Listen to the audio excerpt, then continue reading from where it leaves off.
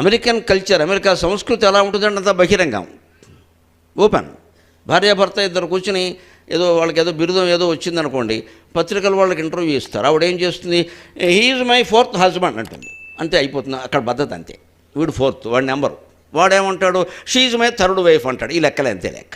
వాళ్ళు ఏమనుకోరు, పత్రికల వాళ్ళు కూడా అంకెలు రాసుకుంటారు. ఈ దరిద్రం ఇప్పుడు ఇండియాకి ప్రవేశించింది. హైదరాబాద్ అనే నగరం ద్వారా ఇండియాలో ప్రవేశించింది. లివింగ్ రిలేషన్షిప్ ఎక్కడి నుంచి వచ్చింది? ఇదే బహిరంగ సంస్కృతి. వాళ్ళకంతా ఓపెన్, సిగ్గుపడరు. కమ్యూనిస్ట్ కల్చర్ గుప్పిటి మూసినట్టుంటుంది, ఏ విషయం బయటికి రానిరు వాళ్ళు.